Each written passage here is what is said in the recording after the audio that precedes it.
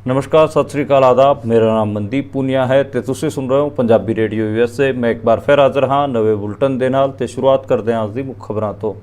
ਭਾਰਤ ਦੇ ਪ੍ਰਧਾਨ ਮੰਤਰੀ ਨਰਿੰਦਰ ਮੋਦੀ ਨੇ ਇੱਕ ਵਾਰ ਫਿਰ ਮੁਸਲਮਾਨਾਂ ਦੇ ਉਲਟ ਨਫ਼ਰਤ ਭਰਾ ਬਿਆਨ ਦਿੱਤਾ ਹੈ। ਉਹਨਾਂ ਨੇ ਰਾਜਸਥਾਨ ਦੇ ਬਾਂਸਵਾੜਾ ਦੇ ਵਿੱਚ ਇੱਕ ਰੈਲੀ ਨੂੰ ਸੰਬੋਧਿਤ ਕਰਦਿਆਂ ਕਿਹਾ ਕਿ ਕਾਂਗਰਸ ਤੁਹਾਡੇ ਸੋਨਾ ਚਾਂਦੀ ਹੜਪਣਾ ਚਾਹੁੰਦੀ ਹੈ ਤੇ ਉਹ ਉਹਨਾਂ ਨੂੰ ਵੰਡਣਾ ਚਾਹੁੰਦੀ ਹੈ ਜਿਨ੍ਹਾਂ ਕੋਲ ਜ਼ਿਆਦਾ ਬੱਚੇ ਹੈਗੇ ਆ। ਉਹਨਾਂ ਨੇ ਮੁਸਲਮਾਨਾਂ ਦਾ ਨਾਂ ਲੈਂਦਿਆਂ ਕਿਹਾ ਕਿ ਕਾਂਗਰਸ ਮੁਲਕ ਦੀ ਸੰਪत्ति ਨੂੰ ਮੁਸਲਮਾਨਾਂ ਨੂੰ ਵੰਡਣਾ ਚਾਹੁੰਦੀ ਹੈ ਕਿਉਂਕਿ ਕਾਂਗਰਸ ਨੇ ਪਹਿਲਾਂ ਕਿਹਾ ਸੀ ਕਿ ਮੁਲਕ ਦੀ ਸੰਪत्ति ਦੇ ਪਹਿਲਾ ਹੱਕ ਮੁਸਲਮਾਨਾਂ ਦਾ ਹੈ। ਪ੍ਰਧਾਨ ਮੰਤਰੀ ਨਰਿੰਦਰ ਮੋਦੀ ਦੇ ਮੁਸਲਮਾਨਾਂ ਦੇ ਉਲਟ ਦਿੱਤੇ ਗਏ ਬਿਆਨ ਤੋਂ ਬਾਅਦ ਸਮਾਜਵਾਦੀ ਪਾਰਟੀ ਦੇ ਵੱਡੇ ਆਗੂ ਅਖਿਲੇਸ਼ ਯਾਦਵ ਨੇ ਇਹਦੇ 'ਤੇ ਪਲਟਵਾਰ ਕਰਦਿਆਂ ਕਿਹਾ ਹੈ ਕਿ ਨਰਿੰਦਰ ਮੋਦੀ ਦਾ ਇਹ ਬਿਆਨ ਦੁਨੀਆ ਭਰ 'ਚ ਫੈਲੇ ਮੁਸਲਮਾਨਾਂ ਦਾ ਅਪਮਾਨ ਹੈ। ਪ੍ਰਧਾਨ ਮੰਤਰੀ ਨਰਿੰਦਰ ਮੋਦੀ ਦੇ ਬਿਆਨ 'ਤੇ ਪਲਟਵਾਰ ਕਰਦਿਆਂ ਮੁਸਲਮਾਨਾਂ ਦੇ ਵੱਡੇ ਆਗੂ ਅਸਦੁਦੀਨ ਓਵੈਸੀ ਨੇ ਕਿਹਾ ਹੈ ਕਿ ਪ੍ਰਧਾਨ ਮੰਤਰੀ ਨਰਿੰਦਰ ਮੋਦੀ ਮੁਸਲਮਾਨਾਂ ਨੂੰ ਟਾਰਗੇਟ ਕਰਕੇ ਉਹਨਾਂ ਦੇ ਜ਼ਿਆਦਾ ਬੱਚੇ ਹੋਣ ਦੀ ਗੱਲ ਕਰ ਰਹੇ ਨੇ ਅਤੇ ਉਹਨਾਂ ਨੂੰ ਘੁਸਪੈਠੀਆ ਦੱਸ ਰਹੇ ਨੇ। ਸਾਲ 2002 ਤੋਂ ਬਾਅਦ ਹੀ ਪ੍ਰਧਾਨ ਮੰਤਰੀ ਨਰਿੰਦਰ ਮੋਦੀ ਦੀ ਬਸ ਇੱਕੋ ਗਾਰੰਟੀ ਹੈ, ਮੁਸਲਮਾਨਾਂ ਨੂੰ ਗਾਲਾਂ ਕੱਢੋ ਅਤੇ ਲੋਕਾਂ ਦੀਆਂ ਵੋਟਾਂ ਇਕੱਠੀ ਕਰੋ। ਭਾਰਤ ਦੇ ਹੋਮ ਮਿਨਿਸਟਰ ਅਮਿਤ ਸ਼ਾਹ ਨੇ ਵੀ ਪ੍ਰਧਾਨ ਮੰਤਰੀ ਨਰਿੰਦਰ ਮੋਦੀ ਵਰਗਾ ਇੱਕ ਬਿਆਨ ਦਿੱਤਾ ਹੈ। ਦੱਸਦੀ ਹੈ ਕਿ ਅਮਿਤ ਸ਼ਾਹ ਛੱਤੀਸਗੜ੍ਹ ਦੇ ਕਾਂਕੇਰ ਦੇ ਵਿੱਚ ਇੱਕ ਰੈਲੀ ਨੂੰ ਸੰਬੋਧਿਤ ਕਰ ਰਹੇ ਸੀ। ਉੱਥੇ ਉਹਨਾਂ ਨੇ ਕਿਹਾ ਕਿ ਕਾਂਗਰਸ ਪਾਰਟੀ ਦੀ ਨਜ਼ਰ ਮਠਾਂ ਮੰਦਰਾਂ ਅਤੇ ਉਹਨਾਂ ਦੀ ਸੰਪत्तियां 'ਤੇ ਹੈਗੀ ਆ। ਜੇ ਕਾਂਗਰਸ ਪਾਰਟੀ ਜਿੱਤ ਕੇ ਆਈ ਤਾਂ ਮੰਦਰ ਮਠਾਂ ਅਤੇ ਉਹਨਾਂ ਦੀ ਪ੍ਰਾਪਰਟੀ ਨੂੰ ਉਹ ਜ਼ਬਤ ਕਰ ਲਵੇਗੀ। ਗੁਜਰਾਤ ਦੀ ਸੂਰਤ ਲੋਕ ਸਭਾ ਸੀਟ ਤੋਂ ਕਾਂਗਰਸ ਦੇ ਉਮੀਦਵਾਰ ਨੀਲੇਸ਼ ਕੁੰਭਾਣੀ ਦਾ ਨੋਮੀਨੇਸ਼ਨ ਰੱਦ ਕਰ ਦਿੱਤਾ ਗਿਆ ਹੈ। ਨੀਲੇਸ਼ ਕੁੰਭਾਣੀ ਦਾ ਨੋਮੀਨੇਸ਼ਨ ਰੱਦ ਹੋਣ ਤੋਂ ਬਾਅਦ ਉੱਥੋਂ ਦੇ ਰਿਟਰਨਿੰਗ ਆਫੀਸਰ ਅਤੇ ਕਲੈਕਟਰ ਨੇ ਬੀਜੇਪੀ ਦੇ ਮੁਕੇਸ਼ ਦਲਾਲ ਨੂੰ ਜਿੱਤਿਆ ਹੋਇਆ ਘੋਸ਼ਿਤ ਕਰ ਦਿੱਤਾ ਹੈ ਤੇ ਉਹ ਬਿਨਾਂ ਹੀ ਇਲੈਕਸ਼ਨ ਸੂਰਤ ਸ਼ਹਿਰ ਦੇ MP ਬਣ ਗਏ ਨੇ। ਦਿੱਲੀ ਦੀ ਗਾਜ਼ੀਪੁਰ ਲੈਂਡਫਿਲ ਸਾਈਟ ਯਾਨੀ ਕਿ ਕੂੜੇ ਦੇ ਪਹਾੜ ਦੇ ਵਿੱਚ ਕੱਲ ਸ਼ਾਮ ਅੱਗ ਲੱਗ ਗਈ ਸੀ। ਉਹ ਅੱਗ ਹਜੇ ਤੱਕ ਨਹੀਂ ਬੁਝੀ ਹੈ ਤੇ ਉੱਥੋਂ ਦੇ ਲੋਕਾਂ ਨੂੰ ਸਾਹ ਲੈਣ 'ਚ ਦਿੱਕਤ ਆ ਰਹੀ ਹੈ।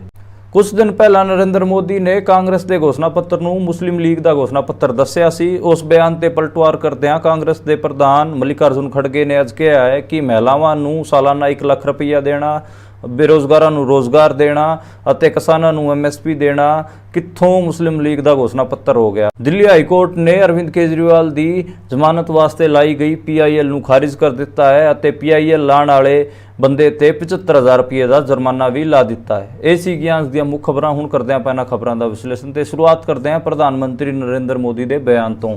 ਪ੍ਰਧਾਨ ਮੰਤਰੀ ਨਰਿੰਦਰ ਮੋਦੀ ਰਾਜਸਥਾਨ ਦੇ ਬਾਂਸਵਾੜਾ ਇਲਾਕੇ 'ਚ ਉੱਥੇ ਇੱਕ ਰੈਲੀ ਨੂੰ ਸੰਬੋਧਿਤ ਕਰ ਰਹੇ ਸੀ। ਉੱਥੇ ਉਹਨਾਂ ਨੇ ਕਿਹਾ ਕਿ ਕਾਂਗਰਸ ਪਹਿਲਾਂ ਕਹਿੰਦੀ ਰਹੀ ਹੈ ਕਿ ਮੁਲਕ ਦੀ ਸੰਪत्ति ਤੇ ਮੁਸਲਮਾਨਾਂ ਦਾ ਪਹਿਲਾ ਹੱਕ ਹੈ ਤੇ ਜੇ ਇਹ ਪਾਵਰ 'ਚ ਆ ਗਏ ਫਿਰ ਇਹ ਤੁਹਾਡੀ ਸੰਪत्ति ਨੂੰ, ਮੁਲਕ ਦੀ ਸੰਪत्ति ਨੂੰ ਉਹਨਾਂ ਨੂੰ ਵੰਡਣਗੇ ਜਿਨ੍ਹਾਂ ਕੋਲ ਜ਼ਿਆਦਾ ਬੱਚੇ ਹੈਗੇ ਆ। ਉਹਨਾਂ ਨੇ ਇਨਡਾਇਰੈਕਟਲੀ ਮੁਸਲਮਾਨਾਂ ਨੂੰ ਨਿਸ਼ਾਨਾ ਸਾਧਿਆ। ਉਸ ਤੋਂ ਬਾਅਦ ਡਾਇਰੈਕਟਲੀ ਉਹਨਾਂ ਨੇ ਨਾਂ ਵੀ ਲਿਆ ਅਤੇ ਜਿਹੜੀ ਕਾਂਗਰਸ ਪਾਰਟੀ ਹੈ ਉਹਨੂੰ ਮੁਸਲਮਾਨਾਂ ਦੀ ਪਾਰਟੀ ਘੋਸ਼ਿਤ ਕਰਨ ਦੀ ਕੋਸ਼ਿਸ਼ ਕੀਤੀ। ਇਹ ਜਿਹੜਾ ਬਿਆਨ ਹੈ ਉਸ ਤੋਂ ਬਾਅਦ ਪ੍ਰਧਾਨ ਮੰਤਰੀ ਨਰਿੰਦਰ ਮੋਦੀ ਨੂੰ ਟਵਿੱਟਰ ਤੇ ਫੇਸਬੁੱਕ ਤੇ ਖਾਸਾ ਲੋਕਾਂ ਦੇ ਵਿਰੋਧ ਦਾ ਸਾਹਮਣਾ ਕਰਨਾ ਪਿਆ। ਤੁਸੀਂ ਇਹ ਦੇਖੋ ਕਿ ਜਦੋਂ ਇਲੈਕਸ਼ਨ ਹੁੰਦੇ ਨੇ ਉਦੋਂ ਪ੍ਰਧਾਨ ਮੰਤਰੀ ਨਰਿੰਦਰ ਮੋਦੀ ਦੀ ਅਲਪਸੰਖਿਅਕਾਂ ਪ੍ਰਤੀ ਜਿਹੜੀ ਜ਼ਬਾਨ ਹੈ ਉਹ ਖਾਸੀ ਗਿਰ ਜਾਂਦੀ ਹੈ। ਤੇ ਮੇਰੇ ਇੱਕ ਦੋਸਤ ਨੇ ਕਿਹਾ ਸੀਗਾ ਕਿ ਜਦੋਂ ਇਲੈਕਸ਼ਨ ਨਹੀਂ ਹੁੰਦੇ ਉਦੋਂ ਤਾਂ ਤੁਸੀਂ ਪ੍ਰਧਾਨ ਮੰਤਰੀ ਨਰਿੰਦਰ ਮੋਦੀ ਨੂੰ ਪਾਓਗੇ ਕਿ ਉਹ ਗਾਂਧੀ, ਮਹਾਤਮਾ ਗਾਂਧੀ ਦੀ ਕਾਪੀ ਕਰਨ ਦੀ ਕੋਸ਼ਿਸ਼ ਕਰਦਾ ਹੈ ਤੇ ਜਦੋਂ ਇਲੈਕਸ਼ਨ ਹੁੰਦੇ ਨੇ ਇਲੈਕਸ਼ਨਾਂ ਦੇ ਵਿੱਚ ਉਹਨਾਂ ਦੇ ਤੇ ਉਹਨਾਂ ਦੀ ਪਾਰਟੀ ਦੇ ਜਿਹੜੇ ਔਰ RSS ਦੇ ਬੰਦੇ ਹੈਗੇ ਉਹਨਾਂ ਦੀ ਜ਼ਬਾਨ ਇੱਕੋ ਜਿਹੀ ਹੋ ਜਾਂਦੀ ਹੈ ਤੇ ਉਹ ਨਾਥੂਰਾਮ ਗੋਡਸੇ ਵਰਗੀ ਜ਼ਬਾਨ ਬੋਲਦੇ ਨੇ। ਤੇ ਇਲੈਕਸ਼ਨਾਂ ਤੋਂ ਬਾਅਦ ਜਦੋਂ ਉਹ ਚੁਣ ਕੇ ਆ ਜਾਂਦੇ ਨੇ ਉਦੋਂ ਮਹਾਤਮਾ ਗਾਂਧੀ ਬਣਨ ਦੀ ਕੋਸ਼ਿਸ਼ ਕਰਦੇ ਨੇ। ਜਦੋਂ ਇਲੈਕਸ਼ਨਾਂ ਦੇ ਵਿੱਚ ਹੁੰਦੇ ਹੈਗੇ ਆ ਉਦੋਂ ਉਹ ਨਾਥੂਰਾਮ ਗੋਡਸੇ ਵਰਗੀ ਜ਼ਬਾਨ ਦਾ ਇਸਤੇਮਾਲ ਕਰਦੇ ਨੇ। ਇਹ ਕਿਹਾ ਸੀਗਾ ਤੇ ਇਹਦੇ ਰਲਦਾ ਮਿਲਦਾ ਹੀ ਜਿਹੜੀ ਸਟੇਟਮੈਂਟ ਹੈ ਉਹ ਭਾਰਤ ਦੇ ਜਿਹੜੇ ਹੋਮ ਮਿਨਿਸਟਰ ਹੈ ਅਮਿਤ ਸ਼ਾਹ ਉਹਨਾਂ ਦੀ ਵੀ ਆਈ। ਉਹ ਛੱਤੀਸਗੜ੍ਹ ਦੇ ਕਾਂਕੇਰ ਦੇ ਵਿੱਚ ਰੈਲੀ ਨੂੰ ਸੰਬੋਧਿਤ ਕਰ ਰਹੇ ਸੀ। ਉੱਥੇ ਉਹਨਾਂ ਨੇ ਕਿਹਾ ਕਿ ਕਾਂਗਰਸ ਪਾਰਟੀ ਮਠਾਂ ਅਤੇ ਮੰਦਰਾਂ ਦੀ ਪ੍ਰਾਪਰਟੀ ਨੂੰ ਕਬਜ਼ਾ ਕਰਨਾ ਚਾਹੁੰਦੀ ਹੈ ਤੇ ਤੁਹਾਡੀ ਵੀ ਪ੍ਰਾਪਰਟੀ ਖੋਹਣਾ ਚਾਹੁੰਦੀ ਹੈ ਤੇ ਉਹਨੂੰ ਮੁਸਲਮਾਨਾਂ ਦੇ ਵਿੱਚ ਵੰਡਣਾ ਚਾਹੁੰਦੀ ਹੈ। ਤੇ ਤੁਸੀਂ ਲਾਓ ਕਿ ਜਿਹੜੀ BJP ਹੈ ਉਹਦੇ ਵਾਸਤੇ ਇਹ ਚੋਣ, ਲੋਕ ਸਭਾ ਚੋਣ ਕਿੰਨਾ ਟਫ ਹੁੰਦਾ ਜਾ ਰਿਹਾ ਹੈ ਕਿ ਉਹਨਾਂ ਨੂੰ ਮੁਸਲਮਾਨਾਂ ਨੂੰ ਟਾਰਗੇਟ ਕਰਕੇ ਹਿੰਦੂਆਂ ਦੀ ਵੋਟ ਕੰਸੋਲੀਡੇਟ ਕਰਨੀ ਪੈ ਰਹੀ ਹੈ। ਕਿਉਂਕਿ ਜਿਹੜਾ ਫਸਟ ਰਾਊਂਡ ਹੋਇਆ 19 ਅਪ੍ਰੈਲ ਨੂੰ, ਮੈਂ ਪਹਿਲਾਂ ਵੀ ਉਹਦਾ ਵਿਸ਼ਲੇਸ਼ਣ ਦੱਸਿਆ ਸੀ, ਉੱਥੇ ਕਿਤੇ ਨਾ ਕਿਤੇ BJP ਦੀ ਕੋਈ ਵੇਵ ਦੇਖਣ ਨੂੰ ਨਹੀਂ ਮਿਲੀ ਤੇ BJP ਡਾਊਨ ਆਈ ਹੈ। ਤੇ ਉਸ ਤੋਂ ਅਪੋਜ਼ਿਟ ਜਿਹੜੀ ਅਪੋਜੀਸ਼ਨ ਪਾਰਟੀਆਂ ਹੈਗੀਆਂ, ਚਾਹੇ ਸਮਾਜਵਾਦੀ ਪਾਰਟੀ ਹੋਵੇ, ਕਾਂਗਰਸ ਹੋਵੇ ਜਾਂ ਹੋਰ ਦੂਜੀਆਂ ਪਾਰਟੀਆਂ ਹੋਣ, ਉਹ ਥੋੜੇ ਮਾੜੀ ਜੀ ਅਪ ਦਿਖੀਆਂ ਨੇ ਤੇ ਉਹ ਕਿਤੇ ਨਾ ਕਿਤੇ ਇਲੈਕਸ਼ਨ ਉਹਨਾਂ ਦਾ ਬਣ ਰਿਹਾ। ਪਹਿਲਾਂ ਲਗਾਤਾਰ ਇਹ ਕਿਹਾ ਜਾ ਰਿਹਾ ਸੀਗਾ ਕਿ ਇਸ ਵਾਰ ਦੁਬਾਰੇ 2024 ਚ ਦੁਬਾਰੇ ਬਲਕਿ ਨਰਿੰਦਰ ਮੋਦੀ ਆਊਗਾ, ਪਰ ਹੌਲੀ ਹੌਲੀ ਜਿਹੜਾ ਇਹ ਤਿਲਸਮ ਹੈ, ਪੂਰਾ ਇਹ ਨੈਰੇਟਿਵ ਹੈ, ਇਹ ਟੁੱਟਣ ਲੱਗ ਰਿਹਾ ਹੈ। ਤੇ ਇਸੇ ਕਰਕੇ ਜਿਹੜੇ ਨਰਿੰਦਰ ਮੋਦੀ ਹੋਰੀ ਹੈਗੇ ਆ ਉਹ ਇਲੈਕਸ਼ਨ ਨੂੰ ਕਮਿਊਨਲ ਐਂਗਲ ਤੇ ਖੇਡਣਾ ਚਾਹੁੰਦੇ ਨੇ। ਇਹ ਵੀ ਹੈਰਾਨੀ ਨਹੀਂ ਹੋਊਗੀ ਕੁਝ ਦਿਨਾਂ ਬਾਅਦ ਤੁਸੀਂ ਦੇਖ ਲਿਓ ਸਿੱਖਾਂ ਦੇ ਉਲਟ ਵੀ ਨਰਿੰਦਰ ਮੋਦੀ ਹੋਰਾਂ ਦਾ ਕੋਈ ਨਾ ਕੋਈ ਬਿਆਨ ਪੱਕਾ ਆ ਜਾਊਗਾ। ਖਾਲਿਸਤਾਨ ਟਾਈਪ ਕੁਛ ਇੱਦਾਂ ਉਹ ਕੋਈ ਮੁਹਾਵਰਾ ਕਹਿ ਦੇਣਗੇ ਤੇ ਪੰਜਾਬ ਨੂੰ ਖਾਲਿਸਤਾਨੀ ਜਾਂ ਕੁਝ ਹੋਰ ਕਹਿ ਕੇ ਉਹਨੂੰ ਬਦਨਾਮ ਕਰਨ ਦੀ ਕੋਸ਼ਿਸ਼ ਕਰਨਗੇ ਤੇ ਜਿਹੜੇ ਮੈਜੋਰਿਟੀ ਹੈਗੇ ਉਹਨਾਂ ਦੀ ਵੋਟਾਂ ਲੈਣ ਦੀ ਕੋਸ਼ਿਸ਼ ਕਰਨਗੇ। ਉਸ ਤੋਂ ਜਿਹੜੀ ਦੂਜੀ ਖਬਰ ਹੈਗੀ ਆ ਉਹ ਮਤਲਬ ਬੇਸਿਕਲੀ ਜਿਹੜੇ ਆਪੋਜੀਸ਼ਨ ਦੇ ਲੀਡਰ ਹੈਗੇ ਉਹਨਾਂ ਦੇ ਪਲਟਵਾਰ ਬਿਆਨ ਹੀ ਹੈ। ਅਖਿਲੇਸ਼ ਯਾਦਵ ਨੇ ਕਿਹਾ ਕਿ ਜਿਹੜਾ ਦੁਨੀਆ ਭਰ ਦੇ ਵਿੱਚ ਜਿਹੜਾ ਸਮੁਦਾਇ ਵਿਸ਼ੇਸ਼ ਹੈ ਉਹਦਾ ਇਹ ਅਪਮਾਨ ਹੈ, ਉਹਨਾਂ ਦਾ ਇਹ ਬਿਆਨ। ਤੇ ਉਹਨਾਂ ਨੇ ਕਿਹਾ ਕਿ ਮੁਸਲਮਾਨ ਜਿਹੜੇ ਪੂਰੀ ਦੁਨੀਆ ਭਰ 'ਚ ਫੈਲੇ ਹੈਗੇ ਆ ਉਹਨਾਂ ਨੂੰ ਇਹ ਟਾਰਗੇਟ ਕਰਕੇ ਦਿੱਤਾ ਗਿਆ ਤੇ ਉਹਨਾਂ ਨੂੰ ਅਪਮਾਨਿਤ ਕਰਨ ਵਾਲਾ ਬਿਆਨ ਹੈ।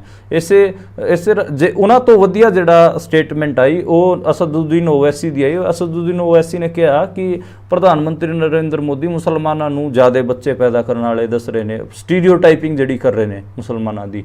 ਤੇ ਉਹਨਾਂ ਨੂੰ ਕਹਿ ਰਹੇ ਨੇ ਕਿ ਇਹ ਤੋਂ ਬਾਹਰ ਤੋਂ ਆਏ ਹੈਗੇ ਆ, ਇਹ ਤਾਂ ਘੁਸਪੈਠੀਏ ਹੈ। ਤੇ 2002 ਤੋਂ ਬਾਅਦ ਨਰਿੰਦਰ ਮੋਦੀ ਇੱਕੋ ਗਾਰੰਟੀ ਰਹੀ ਹੈ ਕਿ ਉਹ ਮੁਸਲਮਾਨਾਂ ਨੂੰ ਗਾਲਾਂ ਕੱਢਣਗੇ ਅਤੇ ਲੋਕਾਂ ਦੇ ਵੋਟ ਇਕੱਠੇ ਕਰਨਗੇ। ਬਸ ਇਹ ਗਾਰੰਟੀ ਨਾਲ ਜਿਹੜੇ ਨਰਿੰਦਰ ਮੋਦੀ ਹੈ ਉਹ ਅੱਗੇ ਵਧ ਰਹੇ ਨੇ। ਉਸ ਤੋਂ ਜਿਹੜੀ ਅਗਲੀ ਖਬਰ ਹੈਗੀ ਆ ਉਹ ਸੂਰਤ ਤੋਂ ਆਈ। ਗੁਜਰਾਤ ਦੇ ਸੂਰਤ ਦੇ ਵਿੱਚ ਲੋਕ ਸਭਾ ਚੋਣਾਂ ਨੂੰ ਲੈ ਕੇ ਕਾਂਗਰਸ ਦੇ ਨਿਲੇਸ਼ ਕੁੰਭਾਣੀ ਨੇ ਨੋਮੀਨੇਸ਼ਨ ਫਾਈਲ ਕੀਤਾ ਸੀ, ਪਰ ਉੱਥੋਂ ਦੇ ਰਿਟਰਨਿੰਗ ਆਫੀਸਰ ਨੇ ਉਹਨਾਂ ਦਾ ਜਿਹੜਾ ਨਾਮਾਂਕਨ ਸੀ, ਪਰਚਾ ਸੀ, ਯਾਨੀ ਕਿ ਨੋਮੀਨੇਸ਼ਨ ਸੀ, ਉਹਨੂੰ ਖਾਰਿਜ ਕਰ ਦਿੱਤਾ। ਤੇ ਉੱਥੇ ਜਿਹੜੇ ਮੁਕੇਸ਼ ਦਲਾਲ ਸੀਗੇ ਭਾਜਪਾ ਦੇ, ਉਹਨੂੰ ਜੇਤੂ ਕੈਂਡੀਡੇਟ ਕਰਾਰ ਦਿੱਤਾ। ਬਿਨਾਂ ਹੀ ਇਲੈਕਸ਼ਨ ਹੋਏ ਉੱਥੇ MP ਚੁਣ ਲਿਆ ਗਿਆ ਹੈ। ਤੇ ਇਸ ਹਿਸਾਬ ਨਾਲ ਜੇ 543 ਸੀਟਾਂ ਹੈਗੀਆਂ ਉਹਨਾਂ 'ਚੋਂ ਇੱਕ ਸੀਟ ਤਾਂ ਬੀਜੇਪੀ ਦੇ ਖਾਤੇ ਦੇ ਵਿੱਚ ਬਿਨਾਂ ਹੀ ਇਲੈਕਸ਼ਨ ਤੋਂ ਚਲੀ ਗਈ ਹੈ। ਉੱਥੇ ਹੋਰ ਜਿਹੜੇ ਬੰਦੇ ਖੜੇ ਸੀ ਨਿਰਦਲੀਏ ਜਿਹੜੇ ਚੋਣ ਲੜ ਰਹੇ ਸੀ, ਜਦੋਂ ਹੀ ਕਾਂਗਰਸ ਦੇ ਕੈਂਡੀਡੇਟ ਦਾ ਪਰਚਾ ਖਾਰਜ ਹੋਇਆ ਉਹਨਾਂ ਸਾਰਿਆਂ ਨੇ ਆਪਣੇ ਨੋਮੀਨੇਸ਼ਨ ਵਾਪਸ ਲੈ ਲਏ ਤੇ ਇਕੱਲਾ ਇੱਕ ਬੰਦੇ ਦਾ ਪਰਚਾ ਰਹਿ ਗਿਆ, ਉਹ ਸੀਗਾ ਬੀਜੇਪੀ ਦਾ ਮੁਕੇਸ਼ ਦਲਾਲ। ਤੇ ਮੁਕੇਸ਼ ਦਲਾਲ ਨੂੰ ਸੂਰਤ ਤੋਂ ਜੇਤੂ ਕੈਂਡੀਡੇਟ ਦੇ ਦਿੱਤਾ ਗਿਆ। ਉਸ ਤੋਂ ਬਾਅਦ ਲਗਾਤਾਰ ਸੋਸ਼ਲ ਮੀਡੀਆ ਤੇ ਖਾਸੀ ਚਰਚਾ ਹੈਗੀ ਆ ਕਿ ਨਿਲੇਸ਼ ਕੁੰਭਾਣੀ ਦਾ ਜਿਹੜਾ ਕਾਂਗਰਸ ਦਾ ਕੈਂਡੀਡੇਟ ਹੈਗਾ ਉਹਦਾ ਨੋਮੀਨੇਸ਼ਨ ਕਿਉਂ ਖਾਰਿਜ ਕੀਤਾ ਗਿਆ। ਕਿ ਜੇ ਕੋਈ ਉਹਨੇ ਗਲਤ ਇਨਫੋਰਮੇਸ਼ਨ ਵੀ ਦੇ ਰੱਖੀ ਸੀ ਜਾਂ ਕੁਛ ਗਲਤੀਆਂ ਵੀ ਕਰ ਰੱਖੀਆਂ ਸੀ ਤੇ ਬੰਦੇ ਨੂੰ ਇੰਨਾ ਤਾਂ ਤੁਸੀਂ ਅਧਿਕਾਰ ਦਵੋਗੇ ਕਿ ਉਹਨੂੰ ਕੁਛ ਟਾਈਮ ਦੇ ਕੇ ਬਈ ਤੂੰ ਤੇਰੀਆਂ ਇਹ ਸਰਟੇਨ ਗਲਤੀਆਂ ਹੈਗੀਆਂ ਤੇ ਤੈਨੂੰ ਟਾਈਮ ਦਿੰਦੇ ਆ, ਤੂੰ ਸੁਧਾਰ ਕਰ ਲੈ। ਉਹਨੇ ਉਹ ਕਲੈਕਟਰ ਨੇ ਉੱਦਾਂ ਦਾ ਕੁਛ ਨਹੀਂ ਕੀਤਾ, ਬਲਕਿ ਉਹਨੇ ਦਾ ਸ਼ਰੇਆਮ ਹੀ ਜਿਹੜਾ ਬੀਜੇਪੀ ਦਾ ਕੈਂਡੀਡੇਟ ਸੀਗਾ ਮੁਕੇਸ਼ ਦਲਾਲ ਉਹਨੂੰ ਜੇਤੂ ਘੋਸ਼ਿਤ ਕਰ ਦਿੱਤਾ ਹੈ। ਤੇ ਇਹ ਬੜੀ ਇੰਟਰਸਟਿੰਗ ਖਬਰ ਹੈ ਤੇ ਲੋਕ ਬਾਹਲਾ ਇਹਨੂੰ ਸ਼ੇਅਰ ਕਰਕੇ ਚੁਟਕੀਆਂ ਵੀ ਕੱਟ ਰਹੇ ਨੇ ਕਿ ਦੇਖੋ ਇਲੈਕਸ਼ਨਾਂ ਦੀ ਵੀ ਲੋੜ ਨਹੀਂ ਹੈ, ਬੀਜੇਪੀ ਆਪਣੇ ਬੰਦਿਆਂ ਨੂੰ ਤਾਂ ਇੱਦਾਂ ਹੀ ਜਿਤਾ ਲੂਗੀ। ਉਸ ਤੋਂ ਬਾਅਦ ਜਿਹੜੇ ਕਪਿਲ ਸਿੱਬਲ ਹੈਗੇ ਆ ਜਿਹੜੇ ਕਾਂਗਰਸ ਦੇ ਵੱਡੇ ਆਗੂ ਅਤੇ ਰਾਜ ਸਭਾ ਦੇ ਸੰਸਦ ਵੀ ਹੈ, ਉਹਨਾਂ ਨੇ ਇੱਕ ਮਾਰਕੇ ਦੀ ਗੱਲ ਕਹੀ ਹੈ। ਉਹਨਾਂ ਨੇ ਕਿਹਾ ਕਿ ਜਿਹੜਾ ਪ੍ਰਧਾਨ ਮੰਤਰੀ ਨਰਿੰਦਰ ਮੋਦੀ ਇੰਨੀ ਜ਼ਿਆਦਾ ਕਮਿਊਨਲ ਸਪੀਚਾਂ ਦੇ ਰਹੇ ਨੇ, ਇਹਨਾਂ ਤੇ ਜਿਹੜਾ ਚੋਣ ਆਯੋਗ ਹੈ, ਇਲੈਕਸ਼ਨ ਕਮਿਸ਼ਨ ਹੈ, ਉਹ ਹਜੇ ਤੱਕ ਇਹਦਾ ਨੋਟਿਸ ਕਿਉਂ ਨਹੀਂ ਲੈ ਰਿਹਾ, ਕਿਉਂ ਕੋਈ ਕਾਰਵਾਈ ਇਹਨਾਂ ਤੇ ਨਹੀਂ ਕਰ ਰਿਹਾ। ਤੇ ਮੈਨੂੰ ਲੱਗਦਾ ਕਿ ਇਹ ਬਹੁਤ ਜੈਨੂਇਨ ਗੱਲ ਹੈ, ਇਹਦੇ ਤੇ ਕਾਰਵਾਈ ਜ਼ਰੂਰ ਹੋਣੀ ਚਾਹੀਦੀ ਤਾਂ ਕਿ ਜਿਹੜਾ ਇਹ ਪੂਰਾ ਫਿਨੋਮਨਾ ਹੈ ਕਿ ਜਿਹੜੇ ਬੀਜੇਪੀ ਦੇ ਆਗੂ ਹੈਗੇ ਆ ਉਹ ਲਗਾਤਾਰ ਮੁਸਲਮਾਨਾਂ ਨੂੰ ਗਾਲਾਂ ਕੱਢ ਕੇ ਹਿੰਦੂਆਂ ਦੀਆਂ ਵੋਟਾਂ ਇਕੱਠੀਆਂ ਕਰਨ ਦਾ ਜਿਹੜਾ ਉਹਨਾਂ ਦਾ ਪ੍ਰੋਜੈਕਟ ਹੈ ਇਹ ਰੁਕੇ। ਕਿਤੇ ਨਾ ਕਿਤੇ ਜਿਹੜਾ ਇਲੈਕਸ਼ਨ ਹੈ ਉਹ ਮੁੱਦਿਆਂ ਤੇ ਲੜਿਆ ਜਾਏ, ਨਾ ਕਿ ਜਿਹੜੇ ਘੱਟ ਗਿਣਤੀ ਦੇ ਲੋਕ ਹੈਗੇ ਆ ਉਹਨਾਂ ਨੂੰ ਟਾਰਗੇਟ ਕਰਕੇ ਤੁਸੀਂ ਵੋਟਾਂ ਇਕੱਠੇ ਕਰਦੇ ਫਿਰੋ। ਜਿਹੜੀ ਉਸ ਤੋਂ ਅਗਲੀ ਖਬਰ ਹੈਗੀ ਆ ਉਹ ਦਿੱਲੀ ਦੇ ਗਾਜ਼ੀਪੁਰ ਇੱਕ ਥਾਂ ਪੈਂਦੀ ਹੈ ਦਿੱਲੀ ਦੇ ਵਿੱਚ ਗਾਜ਼ੀਪੁਰ, ਉੱਥੇ ਇੱਕ ਲੈਂਡਫਿਲ ਸਾਈਟ ਹੈ, ਯਾਨੀ ਕਿ ਜਿਹੜੇ ਕੂੜਾ ਸਿੱਟਣ ਵਾਲੀ ਥਾਂ ਹੈ ਤੇ ਉੱਥੇ ਕੂੜੇ ਦਾ ਪੂਰਾ ਪਹਾੜ ਬਣਿਆ ਹੋਇਆ ਹੈ। ਕੱਲ੍ਹ ਸ਼ਾਮੀ ਉੱਥੇ ਉਸ ਕੂੜੇ ਦੇ ਪਹਾੜ 'ਚ ਅੱਗ ਲੱਗੀ ਸੀਗੀ ਤੇ ਉਹ ਅੱਗ ਹਜੇ ਤੱਕ ਨਹੀਂ ਬੁਝੀ ਹੈ। ਤੇ ਆਲੇ ਦੁਆਲੇ ਦੇ ਜਿੰਨੇ ਵੀ ਕਲੋਨੀਆਂ ਹੈਗੀਆਂ, ਜਿੰਨੇ ਵੀ ਸੈਕਟਰ ਹੈਗੇ, ਜਿੰਨੇ ਵੀ ਲੋਕ ਹੈਗੇ ਉਹਨਾਂ ਨੂੰ ਸਾਹ ਲੈਣ 'ਚ ਦਿੱਕਤ ਹੋ ਰਹੀ ਹੈ। ਤੇ ਉਹ ਕੂੜੇ ਦਾ ਜਿਹੜਾ ਪਹਾੜ ਹੈ ਉਹ ਵੀ ਖਾਸਾ ਵੱਡਾ ਹੈ। ਤੇ ਇਸ ਕਰਕੇ ਜਦੋਂ ਤੁਸੀਂ ਚੰਡੀਗੜ੍ਹ ਤੋਂ ਦਿੱਲੀ ਜਾਂਦੇ ਹੋ ਉਦੋਂ ਵੀ ਇੱਕ ਜਿਹੜਾ ਕੂੜੇ ਦਾ ਪਹਾੜ ਹੁੰਦਾ, ਹਾਲਾਂਕਿ ਉਹ ਗਾਜ਼ੀਪੁਰ ਵਾਲਾ ਕੂੜੇ ਦਾ ਪਹਾੜ ਨਹੀਂ ਹੈ, ਉਹ ਸਮੈਪੁਰ ਬਾਦਲੀ ਵਾਲਾ ਕੂੜੇ ਦਾ ਪਹਾੜ ਹੈ। ਉਸ ਤੋਂ ਵੀ ਵੱਡਾ ਜਿਹੜਾ ਕੂੜੇ ਦਾ ਪਹਾੜ ਹੈ ਉਹ ਗਾਜ਼ੀਪੁਰ ਦੇ ਵਿੱਚ ਹੈ। ਤੁਸੀਂ ਲਾ ਲਓ ਜਿਹੜਾ ਆਪਾਂ ਜਦੋਂ ਪੰਜਾਬ ਹਰਿਆਣੇ ਤੋਂ ਜਾਂਦੇ ਹਾਂ ਦਿੱਲੀ ਦੇ ਵਿੱਚ ਐਂਟਰ ਕਰਦੇ ਹਾਂ ਉਦੋਂ ਉਸ ਕੂੜੇ ਦੇ ਪਹਾੜ ਨੂੰ ਦੇਖ ਕੇ ਕਹਿੰਦੇ ਆ ਕਿ ਦੇਖੋ ਕਿੰਨਾ ਵੱਡਾ ਪਹਾੜ ਹੈ, ਪਰ ਜਦੋਂ ਜਿਹੜਾ ਗਾਜ਼ੀਪੁਰ ਵਾਲਾ ਉਹ ਤੋਂ ਵੀ ਵੱਡਾ ਪਹਾੜ ਹੈ ਤੇ ਉਹਦੇ ਤੇ ਅੱਗ ਲੱਗੀ ਹੋਈ ਹੈ, ਹਜੇ ਤੱਕ ਉਹ ਅੱਗ ਨਹੀਂ ਬੁਝੀ ਹੈ। ਤੇ ਇਹਦੇ ਤੇ ਜਿਹੜੇ ਬੀਜੇਪੀ ਅਤੇ ਆਮ ਆਦਮੀ ਪਾਰਟੀ ਵਾਲੇ ਹੈਗੇ ਆ ਉਹ ਇੱਕ ਦੂਜੇ ਨੂੰ ਗਾਲਾਂ ਵੀ ਕੱਢ ਰਹੇ ਨੇ ਕਿ ਇਹ ਤੁਹਾਡੇ ਕਰਕੇ ਹੋਇਆ, ਉਹ ਕਹਿ ਰਹੇ ਨੇ ਕਿ ਇਹ ਤੁਹਾਡੇ ਕਰਕੇ ਹੋਇਆ।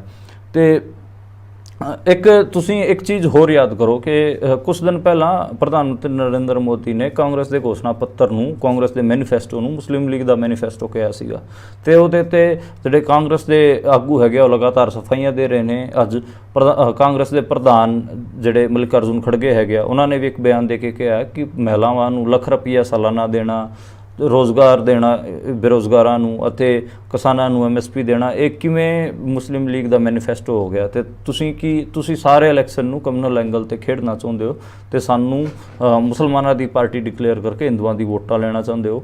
ਇਸ ਕਿਸਮ ਦਾ ਜਿਹੜਾ ਪੂਰਾ ਪ੍ਰਚਾਰ ਹੈ ਉਹ ਮੀਡੀਆ ਦੇ ਵਿੱਚ ਆਪਾਂ ਨੂੰ ਦੇਖਣ ਨੂੰ ਮਿਲ ਰਿਹਾ। ਜਿਹੜੀ ਮੇਨ ਸਟ੍ਰੀਮ ਮੀਡੀਆ ਹੈ ਉਹ ਵੀ ਲਗਾਤਾਰ ਜਿਹੜਾ ਹੈ ਹਿੰਦੂ ਮੁਸਲਮਾਨ ਕਰਨ ਤੇ ਲੱਗੀ ਹੋਈ ਹੈ ਤਾਂ ਕਿ ਜਿਹੜਾ ਹਿੰਦੂਆਂ ਦੀ ਵੋਟਾਂ ਹੈਗੀਆਂ ਉਹ BJP ਨੂੰ ਦੁਬਾਰੇ ਪੈ ਜਾਣ। ਉਹ ਕਿਤੇ ਨਾ ਕਿਤੇ ਜਿਹੜਾ ਫਸਟ ਰਾਊਂਡ ਦੇ ਵਿੱਚ BJP ਨੂੰ ਝਟਕਾ ਲੱਗਿਆ, ਵੋਟਿੰਗ ਪਰਸੈਂਟ ਵੀ ਘਟ ਰਹੇ ਨੇ, ਉਹਦਾ ਰਿਐਕਸ਼ਨ ਮੈਨੂੰ ਕਿਤੇ ਨਾ ਕਿਤੇ ਲੱਗਦਾ ਹੈਗਾ। ਇਹ ਮੋਟੀਆਂ-ਮੋਟੀਆਂ ਅੱਜ ਦੀਆਂ ਪੋਲੀਟੀਕਲ ਖਬਰਾਂ ਸੀਗੀਆਂ। ਹੁਣ ਆਪਾਂ ਇਹਨਾਂ ਦਾ ਵਿਸ਼ਲੇਸ਼ਣ ਵੀ ਕਰ ਲਿਆ ਆਪਾਂ। ਹੁਣ ਆਪਾਂ ਇੱਕ ਜ਼ਰੂਰੀ ਫਿਲਮ ਬਾਰੇ ਗੱਲ ਕਰਦੇ ਹਾਂ। ਫਿਲਮ ਆਈ ਦਿਲਜੀਤ ਦੋਸਾਂਝ ਦੀ ਚਮਕੀਲਾ, ਤੇ ਚਮਕੀਲੇ ਦੀ ਪੂਰੀ ਪ੍ਰਮੋਸ਼ਨ ਉਹਨਾਂ ਨੇ ਘੁੰਮ ਫਿਰ ਕੇ ਕੀਤੀ।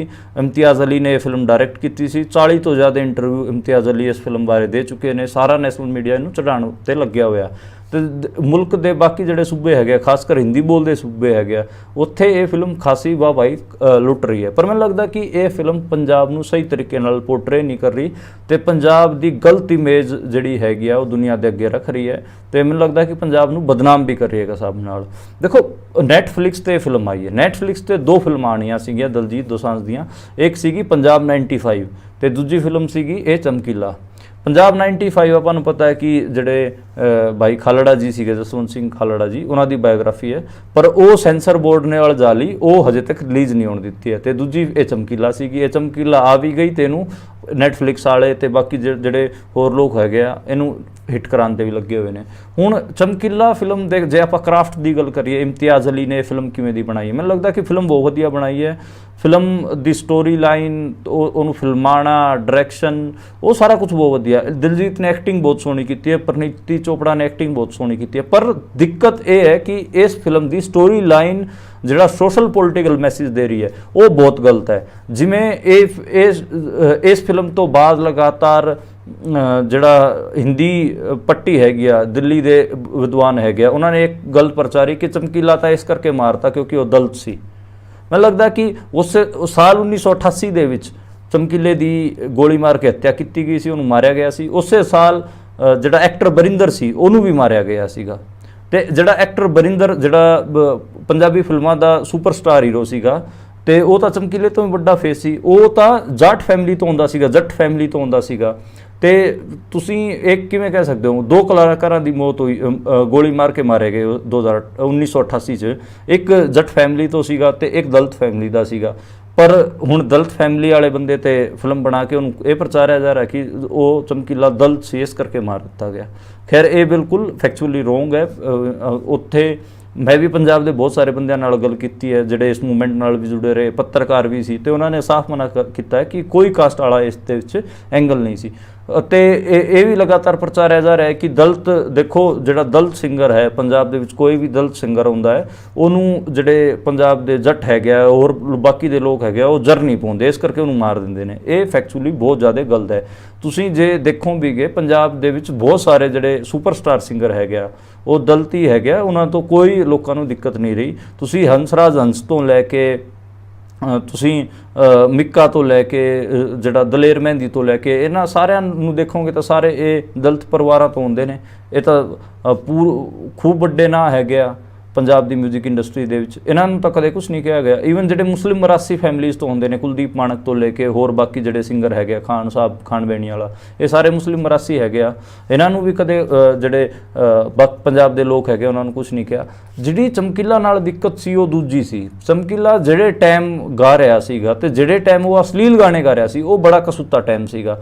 ਉਸ ਟਾਈਮ ਪੰਜਾਬ ਦੇ ਵਿੱਚ ਜੋ ਕੁਝ ਚੱਲ ਰਿਹਾ ਸੀ ਉਹ ਆਪਾਂ ਸਾਰਿਆਂ ਨੂੰ ਪਤਾ ਹੈ ਕਿ 84 ਇੱਕ ਬ੍ਰੇਕਿੰਗ ਪੁਆਇੰਟ ਹੈ ਸਾਰੀ ਘਟਨਾਵਾਂ ਦਾ। ਤੇ 84 ਤੋਂ ਬਾਅਦ ਜਿਹੜੇ ਪੰਜਾਬ ਦੇ ਮੁੰਡੇ ਹੈਗੇ ਆ ਉਹ ਕਿਵੇਂ ਮੂਵਮੈਂਟ 'ਚ ਉਤਰ ਗਏ ਸੀਗੇ, ਮਿਲੀਟੈਂਟ ਮੂਵਮੈਂਟ 'ਚ। 86 ਤੱਕ ਤਾਂ ਐਡਾ ਆਭਾਰ ਨਹੀਂ ਦਿਖ ਰਿਹਾ, ਪਰ 86 ਤੋਂ ਬਾਅਦ ਤੁਸੀਂ ਦੇਖੋ AK-47 ਵੀ ਆ ਗਈਆਂ ਸੀਗੀਆਂ ਤੇ ਬਹੁਤ ਸਾਰੇ ਜਿਹੜੇ ਨੌਜਵਾਨ ਆਪਣੇ ਘਰਾਂ ਤੋਂ ਨਿਕਲੇ ਸੀਗੇ ਜਿਹੜੇ ਦਰਬਾਰ ਸਾਹਿਬ 'ਤੇ ਜਿਨ੍ਹਾਂ ਨੇ ਅਟੈਕ ਕੀਤਾ ਸੀ ਉਹਨਾਂ ਤੋਂ ਬਦਲਾ ਲੈਣ ਵਾਸਤੇ ਜਿਹੜੇ ਨੌਜਵਾਨ ਮੁੰਡੇ ਨਿਕਲੇ ਸੀਗੇ ਤੇ ਉਹ ਫਿਰ ਕਾਰਵਾਈਆਂ ਪਾਉਣ ਲੱਗੇ ਸੀ। ਆਪਾਂ ਨੂੰ ਪਤਾ ਕਿ ਵੱਡੇ ਵੱਡੇ ਲੀਡਰ ਵੀ ਮਾਰੇ ਗਏ ਉਸ ਦੌਰਾਨ। ਤੇ 84 ਨੂੰ ਤੁਸੀਂ ਯਾਦ ਕਰੋ, 84 ਸਿੱਖਾਂ ਵਾਸਤੇ ਬਹੁਤ ਦੁਖਦਾਈ ਸਾਲ ਹੈਗਾ। ਦਰਬਾਰ ਸਾਹਿਬ ਤੇ ਵੀ ਅਟੈਕ ਹੋ ਰਿਹਾ ਤੇ ਮੁਲਕ ਭਰ ਦੇ ਵਿੱਚ ਆਪਾਂ ਨੂੰ ਪਤਾ ਹੈ ਕਿ ਸਿੱਖਾਂ ਦਾ ਕਤਲੇਆਮ ਵੀ ਹੋ ਰਿਹਾ ਅੱਡ ਸ਼ਹਿਰਾਂ 'ਚ। ਕਾਨਪੁਰ ਹੋ ਗਿਆ, ਦਿੱਲੀ ਹੋ ਗਿਆ, ਮੱਧ ਪ੍ਰਦੇਸ਼ ਦੇ ਬਹੁਤ ਸਾਰੇ ਸ਼ਹਿਰ ਹੋ ਗਏ, ਰਾਜਸਥਾਨ ਦੇ ਸ਼ਹਿਰ ਹੋ ਗਏ, ਉੱਥੇ ਸਿੱਖਾਂ ਨੂੰ ਫੜ ਫੜ ਕੇ ਮਾਰਿਆ ਜਾ ਰਿਹਾ ਤੇ ਸਿੱਖਾਂ ਦੀ ਨਸਲਕੁਸ਼ੀ ਕੀਤੀ ਜਾ ਰਹੀ ਹੈ। ਇਹ ਜਿਹੜਾ ਪੂਰਾ ਮਾਮਲਾ ਹੈ ਫਿਲਮ ਦੇ ਵਿੱਚ ਪੂਰਾ ਗਾਇਬ ਹੈ। 84 ਦਾ ਜਿਹੜਾ ਰੈਫਰੈਂਸ ਪੁਆਇੰਟ ਹੈ ਜਾਂ ਫਿਰ ਪੰਜਾਬ ਦੇ ਅੰਦਰ ਉਸ ਟਾਈਮ ਜੋ ਕੁਝ ਹੋ ਰਿਹਾ ਸੀਗਾ, ਜੋ ਕੁਝ ਵਾਪਰ ਰਿਹਾ ਸੀ, ਉਹ ਸਾਰਾ ਇਸ ਫਿਲਮ ਤੋਂ ਗਾਇਬ ਕਰ ਦਿੱਤਾ ਗਿਆ ਤੇ ਐਂ ਦਿਖਾਤਾ ਗਿਆ ਕਿ ਚਮਕੀਲਾ ਸੀਗਾ, ਬਹੁਤ ਹਿੱਟ ਹੋ ਗਿਆ ਸੀ, ਸੁਪਰ ਸਟਾਰ ਸੀ ਤੇ ਉਹਨੂੰ ਕਿਸੇ ਨੇ ਆ ਕੇ ਮਾਰਤਾ। ਤੇ ਮੈਨੂੰ ਲੱਗਦਾ ਕਿ ਇਹ ਬਹੁਤ ਪ੍ਰੋਬਲਮੈਟਿਕ ਗੱਲ ਹੈ। ਤੁਸੀਂ ਸੋਸ਼ਲ ਕੰਟੈਕਸਟ ਨੂੰ, ਪੋਲੀਟੀਕਲ ਕੰਟੈਕਸਟ ਨੂੰ ਸਾਰੇ ਨੂੰ ਗਾਇਬ ਕਰ ਦਿੰਦੇ ਹੋ, ਫਿਰ ਕਿਸੇ ਘਟਨਾ ਨੂੰ ਇੱਦਾਂ ਪ੍ਰੈਜ਼ੈਂਟ ਕਰਦੇ ਹੋ ਤੇ ਉਹ ਘਟਨਾ ਦਾ ਸਾਰਾ ਸੱਚ ਨਿਕਲ ਕੇ ਨਹੀਂ ਆਉਂਦਾ। ਤੇ ਇਹ ਮਤਲਬ ਬਹੁਤ ਜ਼ਿਆਦਾ ਪ੍ਰੋਬਲਮੈਟਿਕ ਗੱਲ ਹੈ ਤੇ ਇਸੇ ਕਰਕੇ ਜਿਹੜੀ ਇਹ ਫਿਲਮ ਹੈ ਇਹ ਵੀ ਪ੍ਰੋਬਲਮੈਟਿਕ ਲੋਕਾਂ ਨੂੰ ਲੱਗ ਰਹੀ ਹੈ। ਦੂਜੀ ਗੱਲ ਆ ਗਈ ਆਰਟ ਦੀ। ਕਈ ਲੋਕ ਮੰਨ ਲਓ ਕਿ ਆਪਾਂ ਸੋਸ਼ਲ ਪੋਲੀਟੀਕਲ ਕੰਟੈਕਸਟ ਦੇ ਵਿੱਚ ਇਹ ਫਿਲਮ ਮੰਨ ਲਓ ਆਪਾਂ ਕਹਿ ਦਿੰਦੇ ਹਾਂ ਕਿ ਗਲਤ ਹੈ, ਪਰ ਜੇ ਆਪਾਂ ਆਰਟਿਸਟਿਕ ਫਰੀडम ਦੀ ਵੀ ਗੱਲ ਕਰੀਏ ਕਿ ਚਲੋ ਇਮਤਿਆਜ਼ ਅਲੀ ਨੂੰ ਫਰੀडम ਹੈ ਕਿ ਉਹ ਕੋਈ ਫਿਲਮ ਬਣਾਵੇ, ਚਲੋ ਠੀਕ ਹੈ ਕਿ ਇੱਕ ਆਰਟਿਸਟ ਨੂੰ ਮਾਰਿਆ ਗਿਆ ਤੇ ਇੱਕ ਆਰਟਿਸਟ ਦੀ ਮੌਤ 'ਤੇ ਹੀ ਕਿਉਂ ਨਹੀਂ ਫਿਲਮ ਬਣਾਈ ਜਾ ਸਕਦੀ। ਤੇ ਤੁਸੀਂ ਸੋਸ਼ਲ ਪੋਲੀਟੀਕਲ ਕੰਟੈਕਸਟ ਨੂੰ ਵੀ ਛੱਡ ਦੋ, ਮੈਂ ਕਹਿੰਦਾ ਬਣਾਈ ਜਾ ਸਕਦੀ ਹੈ, ਪਰ ਤੁਸੀਂ ਇਹ ਤਾਂ ਦੇਖੋਗੇ ਨਾ ਕਿ ਉਹ ਬੰਦਾ ਆਰਟ ਦੇ ਨਾਂ 'ਤੇ ਕਰ ਕੀ ਰਿਹਾ ਹੈ, ਉਹਨੂੰ ਵੀ ਤਾਂ ਐਨਾਲਾਈਜ਼ ਕਰੋਗੇ। ਤੇ ਕੀ ਉਹ ਪੂਰੇ ਪੰਜਾਬ ਦਾ ਫਿਨੋਮੀਨਾ ਸੀਗਾ? ਮੈਨੂੰ ਲੱਗਦਾ ਨਹੀਂ, ਉਹ ਪੂਰੇ ਪੰਜਾਬ ਦਾ ਫਿਨੋਮੀਨਾ ਹੀ ਨਹੀਂ ਸੀ। ਉਹ ਬਹੁਤ ਘੱਟ ਜਿਹੜੀ ਆਡੀਅנס ਸੀਗੀ ਜਿਹੜੇ ਕਿ ਉਸ ਕਿਸਮ ਦੇ ਗੀਤ ਸੁਣਨਾ ਪਸੰਦ ਕਰਦੀ ਸੀ, ਉਹਨਾਂ 'ਚ ਹੀ ਫੇਮਸ ਸੀਗਾ। ਉਹ ਤੋਂ ਇਲਾਵਾ ਤਾਂ ਉਹਨੂੰ ਕੋਈ ਵਾਈਡਲੀ ਸੁਣਿਆ ਜਾਂਦਾ ਹੋਵੇ ਉਸ ਟਾਈਮ ਤਾਂ ਅਸਲ 'ਚ ਉਸ ਟਾਈਮ 'ਚ ਤਾਂ ਕਿਸੇ ਨੂੰ ਮਤਲਬ ਉਹਨਾਂ ਉਹ ਸੀਗਾ ਹੀ ਨਹੀਂ ਪਿੰਡਾਂ 'ਚ ਜਿੰਨਾ ਕੁਛ ਉਥਲ ਫੁਥਲ ਚੱਲ ਰਹੀ ਸੀ। ਪੰਜਾਬ ਦੇ ਪੁੱਤਾਂ ਨੂੰ ਆਪਾਂ ਨੂੰ ਪਤਾ ਫੇਕ ਐਨਕਾਊਂਟਰਾਂ 'ਚ ਮਾਰਿਆ ਜਾ ਰਿਹਾ ਸੀਗਾ, ਉਹ ਉੱਦਾਂ ਦਾ ਦੌਰ ਸੀਗਾ। ਉਦੋਂ ਕਿਵੇਂ, ਇਹ ਤਾਂ ਬਾਅਦ ਦੇ ਵਿੱਚ ਆਪਾਂ ਨੂੰ ਪਤਾ ਹੈ ਜਦੋਂ ਪੂਰੀ ਮੂਵਮੈਂਟ ਨੂੰ ਕੁਚਲਣ ਵਾਸਤੇ ਜਿਹੜੇ ਉਸ ਟਾਈਮ ਦੇ ਰੋਬੈਰੋ ਹੋ ਗਏ ਜਾਂ ਫਿਰ ਰੋਬੈਰੋ ਤੋਂ ਦੇ ਬਾਅਦ ਦੀ ਵੀ ਗੱਲ ਕਰੀਏ ਆਪਾਂ KPS ਗਿੱਲ ਹੋਰੀ ਹੋ ਗਏ, ਇਹ ਇਹਨਾਂ ਕਲਾਕਾਰਾਂ ਨੂੰ ਬਹੁਤ ਇੱਦਾਂ ਵੱਡੇ ਬਣਾ ਕੇ ਦਿਖਾ ਰਹੇ ਨੇ, ਇਹਨਾਂ ਕਿਲਿੰਗਸ ਨੂੰ ਉਹ ਜਿਹੜੀ ਮੀਡੀਆ ਰਾਹੀਂ ਸੈਲੀਬ੍ਰੇਟ ਕਰਾ ਰਹੇ ਨੇ ਤੇ ਇਸ ਕਿਸਮ ਦੀਆਂ ਚੀਜ਼ਾਂ ਹੋ ਰਹੀਆਂ ਨੇ। ਉਸ ਤੋਂ ਬਾਅਦ ਜਿਹੜੇ ਇਹ ਫਿਗਰ ਹੈਗੇ ਇਹਨਾਂ ਨੂੰ ਉਭਾਰਿਆ ਗਿਆ ਤੇ ਇਹਨਾਂ ਨੂੰ ਵੱਡਾ ਕੀਤਾ ਗਿਆ। ਉਸ ਟਾਈਮ ਕੋਈ ਇਹ ਮਾਸ ਫਿਨੋਮਨਾ ਨਹੀਂ ਸੀ ਤੇ ਇਸ 'ਤੇ ਕੋਈ ਗੱਲ ਨਹੀਂ ਹੋ ਰਹੀ। ਉਸ ਟਾਈਮ ਤਾਂ ਬਹੁਤ ਸਾਰੇ ਸਿੰਗਰ ਸੀਗੇ, ਉਹਨਾਂ ਨੂੰ ਤਾਂ ਨਹੀਂ ਮਾਰਿਆ ਗਿਆ, ਪਰ ਖੈਰ ਆਪਾਂ ਮਤਲਬ ਉੱਦਾਂ ਜਿਹੜੇ ਮੂਵਮੈਂਟ ਵਾਲੇ ਲੋਕ ਹੈਗੇ ਉਹਨਾਂ ਨਾਲ ਵੀ ਮੈਂ ਗੱਲ ਕਰ ਰਿਹਾ ਸੀਗਾ ਤੇ ਉਹਨਾਂ ਨੇ ਵੀ ਕਿਹਾ ਕਿ ਜਿਹੜੀ ਪੁਲਿਸ ਦੀ ਕਿਲਿੰਗ ਸੀਗੀਆਂ ਜਾਂ ਫਿਰ ਪੋਲੀਟੀਕਲ ਕਿਲਿੰਗ ਸੀਗੀਆਂ ਉਹ ਤਾਂ ਦੇਖੋ ਉਹ ਤਾਂ ਉਹਨਾਂ ਨੂੰ ਲੈ ਕੇ ਤਾਂ ਉਹਨਾਂ ਦਾ ਸਟੈਂਡ ਕਲੀਅਰ ਹੈ ਕਿ ਜੇ ਸਾਨੂੰ ਕੋਈ ਮਾਰਨਾ ਹੋਊਗਾ ਤੇ ਅਸੀਂ ਉਹਦਾ ਪਲਟਵਾਂ ਜਵਾਬ ਤਾਂ ਦੇਵਾਂਗੇ ਹੀ। ਤੇ ਸਾਡਾ ਜਿਨ੍ਹਾਂ ਨੇ ਕਤਲੇਆਮ ਕੀਤਾ ਸੀ ਉਹਨਾਂ ਦਾ ਪਲਟਵਾਂ ਜਵਾਬ ਤਾਂ ਦਿੱਤਾ, ਠੋਕਵਾਂ ਜਵਾਬ ਤਾਂ ਦਿੱਤਾ। ਪਰ ਜਿਹੜੀ ਕੁਝ ਕਿਲਿੰਗ ਸੀਗੀਆਂ ਜਿਵੇਂ ਕਲਾਕਾਰਾਂ ਦੀ ਹੋ ਗਈ ਜਾਂ ਫਿਰ ਇਹਨਾਂ ਪੋਇਟਸ ਵਗੈਰਾ ਦੀ ਹੋ ਗਿਆ, ਜਿਹੜੇ ਕਵੀ ਕੁਵੀ ਮਾਰੇ ਗਏ, ਇਹ ਕਿਲਿੰਗਸ ਅਵੋਇਡ ਕੀਤੀਆਂ ਜਾ ਸਕਦੀਆਂ ਸੀਗੀਆਂ। ਪਰ ਉਸ ਟਾਈਮ ਮਾਹੌਲ ਇੰਨਾ ਜ਼ਿਆਦਾ ਗਰਮ ਸੀਗਾ ਕਿ ਸੱਚੀਓ ਜਿਹੜੇ ਮੁੰਡੇ ਨਿਕਲੇ ਸੀਗੇ ਘਰਾਂ ਤੋਂ, ਕੋਈ 20 ਸਾਲ ਦਾ ਸੀ, ਕੋਈ 25 ਸਾਲ ਦਾ ਸੀਗਾ, ਉਹਨਾਂ ਨੂੰ ਇੰਨਾ ਐਕਸਪੋਜ਼ਰ ਥੋੜ੍ਹੀ ਨਾ ਸੀ ਕਿ ਉਹ ਉਸ ਹੀਟਿਡ ਮਾਹੌਲ ਦੇ ਵਿੱਚ ਜਦੋਂ ਸਿੱਖਾਂ 'ਤੇ ਐਡੇ ਜ਼ਿਆਦਾ ਵੱਡੇ ਹਮਲੇ ਹੋ ਰਹੇ ਹੋਣ ਉਦੋਂ ਕੋਈ ਰੈਸ਼ਨਲ ਡਿਸੀਜਨ ਲੈ ਪਾਉਣ ਤੇ ਉਹ ਕਲਾ ਦਾ ਫਰੀडम ਜਾਂ ਆਰਟ ਦੀ ਫਰੀडम ਵਰਗੀਆਂ ਚੀਜ਼ਾਂ ਨੂੰ ਸੋਚ ਪਾਉਣ। ਉਹਦਾ ਬਹੁਤ ਹੀਟਿਡ ਚੀਜ਼ਾਂ ਸੀਗੀਆਂ ਤੇ ਉਹਦੇ ਵਿੱਚ ਇਹ ਸਾਰਾ ਕੁਝ ਵਾਪਰਿਆ ਤੇ ਇਹ ਸਾਰਾ ਸੋਸ਼ਲ ਕੰਟੈਕਸਟ ਜੇ ਤੁਸੀਂ ਗਾਇਬ ਕਰਕੇ ਇਹਨਾਂ ਘਟਨਾਵਾਂ ਨੂੰ ਆਈਸੋਲੇਸ਼ਨ 'ਚ ਦੇਖੋਗੇ ਤਾਂ ਤੁਹਾਨੂੰ ਸਾਰੀਆਂ ਚੀਜ਼ਾਂ ਨਹੀਂ ਸਮਝ ਆਉਣਗੀਆਂ। ਤੇ ਇੱਕ ਦੂਜੀ ਗੱਲ ਕਿ ਚਮਕੀਲਾ ਕਿਵੇਂ ਦੀ ਆਰਟ ਕ੍ਰੀਏਟ ਕਰਦਾ ਸੀਗਾ। ਹੁਣ ਕਈ ਲੋਕਾਂ ਨੇ ਇਹ ਵੀ ਕਹਿ ਕੇ ਜਸਟੀਫਾਈ ਕੀਤਾ ਕਿ ਦੇਖੋ ਜਿਹੜੇ ਆਪਣੇ ਪੇਂਡੂ ਸਮਾਜ ਹੈਗੇ ਉਹਦੇ 'ਚ ਜਿਹੜੇ ਲੋਕ ਹੈਗੇ ਉਹ ਤਾਂ ਗੰਦੇ ਗਾਣੇ ਸੁਣਦੇ ਹੀ ਨੇ। ਮੈਨੂੰ ਲੱਗਦਾ ਕਿ ਇਹ ਗਲਤ ਧਾਰਨਾਵਾ ਹੈ। ਤੇ ਦੂਜੀ ਇਮਤਿਆਜ਼ ਅਲੀ ਨੇ ਕੀ ਕੀਤਾ ਕਿ ਜਿਹੜੇ ਉਹ ਚਮਕੀਲਾ ਜਿਹੋ ਜਿਹੇ ਗਾਣੇ ਗਾਉਂਦਾ ਸੀਗਾ ਉਹ ਸਾਰੇ ਸੇਮ ਗਾਣੇ ਜਿਹੜੇ ਮਹਿਲਾਵਾਂ ਹੈਗੀਆਂ ਉਹਨਾਂ ਤੋਂ ਬੋਲੀਆਂ ਦੇ ਵਿੱਚ ਤੇ ਉਹਨਾਂ ਤਾੜੀ ਪਿੱਟ ਕੇ ਜਿਹੜੇ ਆਪਣੀ ਔਰਤਾਂ ਨੱਚਦੀਆਂ ਨੇ ਉਹਨਾਂ ਦੇ ਵਿੱਚ ਉਹਨਾਂ ਨੇ ਗਵਾਤਾ। ਮੈਨੂੰ ਲੱਗਦਾ ਕਿ ਉਹ ਸਹੀ ਨਹੀਂ ਹੈ ਕਿਉਂਕਿ ਕਿਤੇ ਨਾ ਕਿਤੇ ਉਹਨੂੰ ਇਹ ਆਰੋਪ ਲੱਗਣਾ ਸੀਗਾ ਇਮਤਿਆਜ਼ ਅਲੀ ਤੇ ਦੇਖੋ ਕਿ ਇਹ ਐਂਟੀ ਵੂਮਨ ਜਿਹੜੇ ਗਾਣੇ ਹੈਗਾ ਉਹ ਅਤੇ ਗਾਣੇ ਗਾਉਣ ਵਾਲਾ ਜਿਹੜਾ ਆਰਟਿਸਟ ਹੈ ਉਹਨੂੰ ਸੈਲੀਬ੍ਰੇਟ ਕਰ ਰਿਹਾ ਤੇ ਉਹਨੇ ਔਰਤਾਂ ਦੇ ਮੂੰਹੋਂ ਹੀ ਉਹ ਸਾਰੇ ਗਾਣੇ ਗਵਾਤੇ ਤਾਂ ਕਿ ਲੋਕਾਂ ਨੂੰ ਇਹ ਲੱਗੇ ਕਿ ਪੇਂਡੂ ਖੇਤਰ ਦੇ ਵਿੱਚ ਤਾਂ ਇਹ ਚੀਜ਼ਾਂ ਆਮ ਨੇ, ਇਸ ਕਿਸਮ ਦੇ ਗੰਦੇ ਗਾਣੇ ਗਾਣਾ, ਅਸ਼ਲੀਲ ਗਾਣੇ ਗਾਣਾ ਆਮ ਹੈਗਾ। ਤੇ ਇਹ ਮੈਨੂੰ ਲੱਗਦਾ ਕਿ ਇਹ ਕੋਈ ਆਮ ਨਹੀਂ ਹੈ। ਆਪਾਂ ਵੀ ਪਿੰਡਾਂ 'ਚ ਰਹਿੰਦੇ ਹਾਂ, ਮੈਨੂੰ ਤਾਂ ਕਦੇ ਨਹੀਂ ਸੁਣੇ ਜਿਹੜੇ ਲੋਕ ਹੈਗੇ ਉਹ ਟਰੈਕਟਰਾਂ ਦੇ ਵਿੱਚ ਤੇ ਜਾਂ ਫਿਰ ਐ ਆਮ ਹੀ ਇੱਦਾਂ ਗੰਦੇ ਗੰਦੇ ਗਾਣੇ ਗਾਉਂਦੇ ਹੋਣ। ਉਹ ਮਤਲਬ ਆਰਟ ਦੀ ਇੱਕ ਲਿਮਿਟੇਸ਼ਨ ਹੁੰਦੀ ਹੈ, ਇੱਕ ਦਾਇਰਾ ਹੁੰਦਾ ਹੈ, ਅਤੇ ਉਹਦੇ ਵਿੱਚ ਰਹਿ ਕੇ ਹੀ ਲੋਕ ਜਿਹੜੇ ਟਰੈਕਟਰਾਂ 'ਤੇ ਜਾਂ ਆਮ ਜਨਜੀਵਨ 'ਚ ਜਿਹੜੇ ਗਾਣੇ ਗਾਉਂਦੇ ਨੇ, ਇੱਦਾਂ ਨਹੀਂ ਕਿ ਕੋਈ ਵੀ ਅਸ਼ਲੀਲਤਾ ਫੂੜਤਾ ਉਹਨੂੰ ਜਸਟੀਫਾਈ ਕਰਨ ਦੀ ਜਿਹੜੀ ਕੋਸ਼ਿਸ਼ ਹੈ ਉਹ ਗਲਤ ਹੈ। ਅਤੇ ਇੱਕ ਆਪਾਂ ਨੂੰ ਇਹ ਵੀ ਪਤਾ ਹੈ ਕਿ ਜਿਹੜੀ ਇਹ ਗਾਣੇ ਹੈਗੇ ਜਿਹੜੇ ਅਸ਼ਲੀਲ ਗਾਣੇ ਹੈਗੇ ਉਹ ਖਾਲੀ ਪੰਜਾਬੀ ਬੋਲੀ ਦੇ ਵਿੱਚ ਹੀ ਨਹੀਂ ਹੈ, ਉਹ ਭੋਜਪੁਰੀ ਤੋਂ ਲੈ ਕੇ ਤਾਮਿਲ ਤੋਂ ਲੈ ਕੇ ਇੰਗਲਿਸ਼ ਤੋਂ ਲੈ ਕੇ ਹੋਰ ਦੂਜੇ ਮੁਲਕ ਹੈਗੇ ਉਹਨਾਂ ਦੇ ਵਿੱਚ ਵੀ ਹੈਗੇ ਆ। ਅਤੇ ਜਿਹੜੇ ਲੋਕ ਧੁਨਾਂ ਹੁੰਦੀਆਂ ਨੇ ਉਹਨਾਂ 'ਤੇ ਇਹਨਾਂ ਗਾਣਿਆਂ ਨੂੰ ਫਿੱਟ ਕਰ ਦਿੱਤਾ ਜਾਂਦਾ, ਜਿਵੇਂ ਤੁੰਬੀ ਵਾਲੀ ਲੋਕ ਧੁਨਾਂ ਹੈਗੀਆਂ, ਹੋਰ ਦੂਜੀਆਂ ਲੋਕ ਧੁਨਾਂ ਹੈਗੀਆਂ, ਜਿਹੜੇ ਲੋਕ ਗੀਤਾਂ ਦੀ ਆਪਣੇ ਜਿਹੜੇ ਟ੍ਰੈਡੀਸ਼ਨਲ ਗੀਤ ਹੈਗੇ ਆ ਉਹਨਾਂ ਦੀ ਧੁਨਾਂ 'ਤੇ ਇਹਨਾਂ ਗੰਦੇ ਲਿਰਿਕਸ ਨੂੰ ਸੈੱਟ ਕਰਕੇ ਗਾ ਦਿੱਤਾ ਜਾਂਦਾ। ਅਤੇ ਉਹ ਜਿਹੜੀ ਲੋਕ ਗੀਤਾਂ ਦੀ ਧੁਨਾਂ ਹੈਗੀਆਂ ਉਹ ਤਾਂ ਪਹਿਲਾਂ ਹੀ ਫੇਮਸ ਹੁੰਦੀਆਂ ਨੇ, ਅਤੇ ਇਹ ਜਿਹੜੇ ਗੰਦੇ ਲਿਰਿਕਸ ਉਹਨਾਂ 'ਤੇ ਸੈੱਟ ਕਰ ਦਿੱਤੇ ਜਾਂਦੇ ਨੇ, ਫਿਰ ਇਹ ਵੀ ਫੇਮਸ ਹੋ ਜਾਂਦੇ ਨੇ। ਅਤੇ ਇਹ ਤਾਂ ਐਡਾ ਸੌਖਾ ਫਿਨੋਮਨਾ ਹੈ, ਅਤੇ ਇਹਨੂੰ ਜੇ ਆਰਟ ਕਹਿ ਕੇ ਸੈਲੀਬ੍ਰੇਟ ਕਰੋਗੇ ਮੈਨੂੰ ਲੱਗਦਾ ਕਿ ਇਹ ਬਹੁਤ ਜ਼ਿਆਦਾ ਗਲਤ ਹੈ। ਇਸ ਕਰਕੇ ਜਿਹੜੀ ਚਮਕੀਲਾ ਫਿਲਮ ਹੈ ਕਿਤੇ ਨਾ ਕਿਤੇ ਪੰਜਾਬ ਨਾਲ ਜਸਟਿਸ ਨਹੀਂ ਕਰ ਰਹੀ ਹੈ, ਪੰਜਾਬ ਨੂੰ ਬਦਨਾਮ ਕਿਤੇ ਨਾ ਕਿਤੇ ਉਹ ਕਰ ਰਹੀ ਹੈ। ਜਿਹੜਾ ਉਹ ਪੂਰਾ ਸੋਸ਼ਲ ਪੋਲੀਟੀਕਲ ਕੰਟੈਕਸਟ ਸੀਗਾ ਉਸ ਟਾਈਮ ਦਾ ਉਹਨੂੰ ਵੀ ਗਾਇਬ ਕਰਕੇ ਜਿਹੜੀ ਚਮਕੀਲੇ ਦੀ ਘਟਨਾ ਨੂੰ ਆਈਸੋਲੇਸ਼ਨ 'ਚ ਦਿਖਾ ਰਹੀ ਹੈ, ਅਤੇ ਆਈਸੋਲੇਸ਼ਨ 'ਚ ਦਿਖਾ ਕੇ ਚਮਕੀਲੇ ਨੂੰ ਇੱਕ ਸ਼ਹੀਦ ਬਣਾਉਣ ਦੀ ਕੋਸ਼ਿਸ਼ ਕੀਤੀ ਗਈ ਹੈ, ਜਿਹੜਾ ਕਿ ਉਹ ਨਹੀਂ ਸੀ। ਅਤੇ ਉਹਨੂੰ ਜਿਹੜੀ ਕਮੇਟੀ ਸੀ ਆਪਣੀ ਉਸ ਟਾਈਮ ਜਿਹੜੀ ਕਮੇਟੀ ਬਣੀ ਸੀ ਉਹਨੇ ਵੀ ਹਦਾਇਤਾਂ ਦਿੱਤੀਆਂ ਸੀ। ਈਵਨ ਉਹ ਜਿਹੜੇ ਬਾਬਾ ਮਾਨਵ ਚਹਿਲ ਸੀਗੇ, ਬਾਬਾ ਮਾਨਵ ਚਾਲ ਨੂੰ ਵੀ ਮਿਲਿਆ ਸੀ, ਅਤੇ ਬਾਬਾ ਮਾਨਵ ਚਹਿਲ ਹੋਰਾਂ ਨੇ ਉਹਨੂੰ ਵਾਰਨਿੰਗ ਦੇ ਕੇ ਛੱਡਤਾ ਸੀਗਾ ਕਿ ਤੂੰ ਅੱਗੇ ਤੋਂ ਨਾ ਕਰੀ, ਜਾ ਸ਼ਾਬਾਸ਼। ਅਤੇ ਆਪਾਂ ਨੂੰ ਪਤਾ ਇਹ ਸਾਰਾ ਕੁਛ ਬਹੁਤ ਮਿਸ ਇੰਟਰਪ੍ਰੇਟ ਕਰਕੇ ਦਿਖਾਇਆ ਗਿਆ, ਅਤੇ ਜਿਹੜੇ ਉਸ ਟਾਈਮ ਦੇ ਸਮਾਜ ਵਾਸਤੇ ਲੜ ਰਹੇ ਸੀ ਲੋਕਾਂ ਉਹਨਾਂ ਨੂੰ ਵਿਲਨ ਦੇ ਵਾਂਗ ਪੇਸ਼ ਕੀਤਾ, ਜਿਹੜਾ